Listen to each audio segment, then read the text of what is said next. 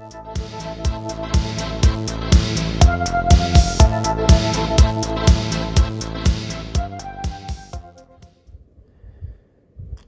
on YouTube, we are going to be reading the Complete Tales of Winnie-the-Pooh, Chapter 1, in which we are introduced to Winnie-the-Pooh and some bees.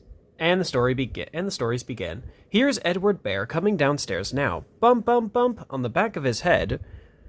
Behind Christopher Robin, it is, as far as he knows, the only way of coming downstairs, but sometimes he feels there really is another way, if only he could stop bumping for a moment and think of it.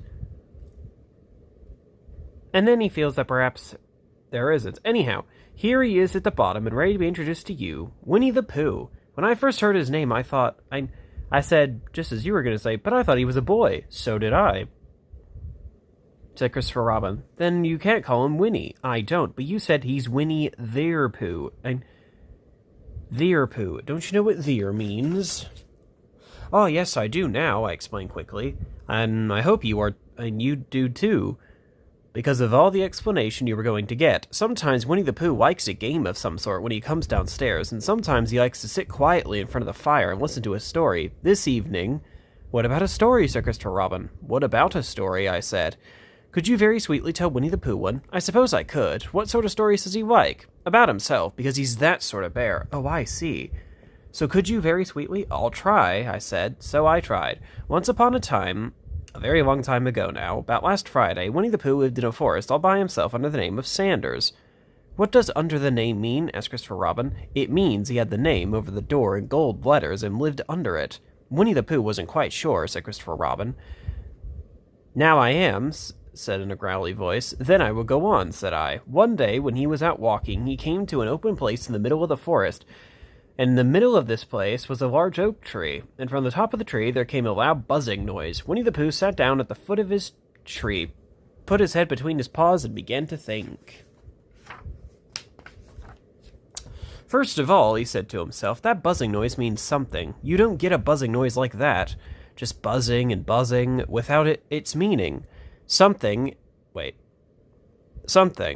without its meaning something. If there's a buzzing noise, somebody's making a buzzing noise, and the only reason for making a buzzing noise that I know of is because you're a bee. Then he thought another long time and said, and the only reason for being a bee that I know of is making honey. And then he got up and said, the only reason for making honey is so as I can eat it. So he began to climb the tree. He climbed and climbed and climbed. He sang a little song to himself. It went like this. I am not singing that.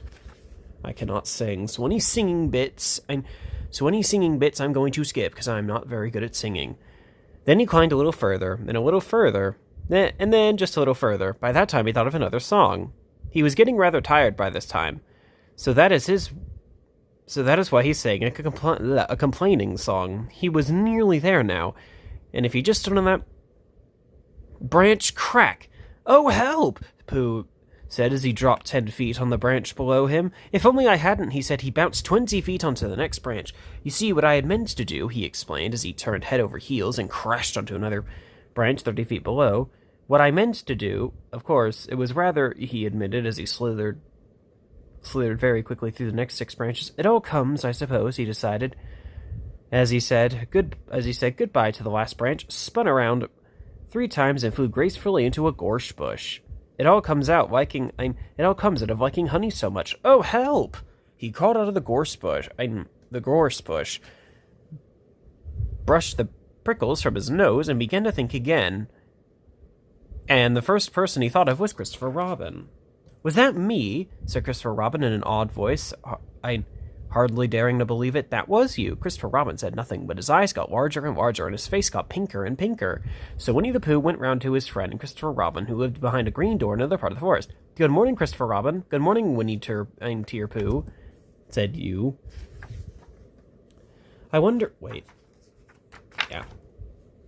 if you've got such a thing as a balloon about you. A balloon? Yes, I just said to myself coming along. I wonder if Christopher Robin has such a thing as a balloon about him. I just said it to myself, thinking of balloons and wondering, what do you want a balloon for, you said. Winnie-the-Pooh looked around to see that nobody was listening. He put his paw to his mouth and said in a deep whisper, Honey, but you don't get honey with balloons. I do, said Pooh. Well, it had just happened that you'd been to a party that day before at the house of your friend Piglet, and you had balloons at the party. Come on, camera. You had a big green balloon, and one of Rabbit's relations had a big blue one, and had left it behind, being too young to go to a party at all, and so you brought the green one and the blue one home with you. Which one would you like? You asked Pooh. He put his head between his paws and thought very carefully. It's like this, he said. When you go after honey with a balloon, the great thing is to not let the bees know you're coming. Now, if you have a green balloon, they might think you were only part of the tree and not notice you. And if you have a blue balloon, they might think you were only part of the sky and not notice you. And the question is, which is most likely? Wouldn't they notice you under the balloon, you asked? They might, or they might not, said Winnie-the-Pooh. You could never tell with bees, he thought. And he thought for a moment and said, I shall try to look like a small black cloud. That'll deceive them. Then you had better have the blue balloon, you said, and so it was decided. Well, you both went out with the blue balloon, and you took your gun with you. Yes, this is back when it was perfectly fine to have a gun mentioned in a story like this. Anyway, just in case, as you always did, and Winnie-the-Pooh went to a very muddy place he knew of, and rolled until he was black all over, and then when the balloon was blown up as big, you and Pooh were both holding onto the string. You let go suddenly, and Pooh Bear floated gracefully up into the sky, and stayed there, level with the top of the tree, and about 20 feet away from it. Hooray! You shouted. Isn't that fine? Shouted Winnie-the-Pooh down to you. What do I look like? You look like a bear holding onto a balloon, you said. Not, Pooh said anxiously, not like a small black cloud in a blue sky? Not very much. Ah, well, perhaps from up here it looks different. And as I say, you can never tell with bees. There was no wind to blow him near to the tree, so there he stayed. He could see the honey, he could smell the honey, but he couldn't quite reach the honey. After a little while, he called down to you. Christopher Robin, he said in a loud whisper. Hello. I think the bees suspect something. What sort of thing? I don't know, but something tells me they're suspicious. Perhaps they think you're after their honey. It may be that. You can never tell with bees. There was another little silence, and then he called down to you again. Christopher Robin, yes. Have you an umbrella in your house? I think so. I wish you would bring it out here and walk up and down with it. And look up at me every now and then and say, Tut-tut, it looks like rain. I think if you did that, it would help the deception which we are practicing on these bees. Well, you laughed to yourself, silly old bear. But you didn't say it aloud because you were so fond of him, and you went home for your umbrella. Oh, there you are, called Winnie-the-Pooh. Excuse me. Where was I? Oh, there you are, called down Winnie-the-Pooh as soon as you got back to the tree. I was beginning to get anxious. I've discovered that the bees are now deathly suspicious. Shall I put my umbrella up? You said. Yes, but wait a moment. We must be practical. The important bee to deceive is the queen bee. Can you see which is the queen bee from down there? No. A pity. Well, now, if you walk up and down with your umbrella saying, Tut-tut, it looks like rain, I shall do what I can by singing a little cloud song, such as a cloud might sing. Go! So while you walked up and down and wondered if it rained, Winnie-the-Pooh sang this song, which again, we are not going to sing, because I'm not good at singing. The bees are still buzzing as suspiciously as ever. Some of them, indeed, left their nest and flew all round the cloud as it began the second verse of this song, and one bee sat down on the nose of the cloud for a moment, and then got up again. Christopher, ow, Robin, called out the cloud. Yes, I've just been thinking, and I've come to a very important decision. These are the wrong sort of bees. Are they? Quite the wrong sort. So I should think they would make the wrong sort of honey, shouldn't you? Would they? Yes, so I think I shall come down. How? Asked you. Winnie-the-Pooh hadn't thought about this. If he let go of the string, he would fall bump, and he didn't like the idea of that, so he thought for a long time and said, Christopher Robin, you must shoot the balloon with your gun. Have you got your gun? Of course I have, you said, but if I do that, it'll spoil the balloon.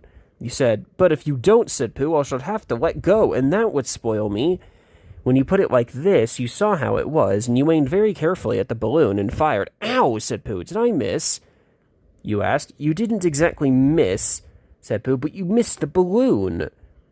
I'm so sorry, you said, and you fired again. This time you hit the balloon, and air came slowly out, and Winnie-the-Pooh floated down to the ground. Wait. There we go. But his arms were so stiff from holding on the string of the balloon all that time that they stayed up straight in the air for more than a week. and whenever a fly came and settled on his nose, he had to blow it off. And I think, but I am not that sure, that is why he was always called Pooh. Is that the end of the story? Asked Christopher Robin. That's the end of that one. There are others about Pooh and me, and Piglet and Rabbit and all of you. Don't you remember? I do remember, and when I try to remember, I forget. That day when Pooh and Piglet tried to catch the hemp flip, they didn't catch it, did they? No, Pooh couldn't, because he hasn't any brain. Did I catch it? Well, that comes into the story. Christopher Robin nodded. I do remember, he said. Only Pooh doesn't very well. So that's why I like having it told to him again, because then it's a real story and not just a remembering. That's just how I feel, I said. Christopher Robin gave a deep sigh, picked his bear up by the leg, and walked off to the door, trailing Pooh behind him. At the door he turned and said, "Coming to see me have my bath?" "I might," I said. "I didn't hurt him when I shot him, did I? Not a bit." He nodded and went out. In a moment I heard Winnie-the-Pooh bump, bump, bump going up the stairs behind him. Alright, that is the end of Chapter 1. Don't forget to like, comment, and subscribe. Talk to y'all later.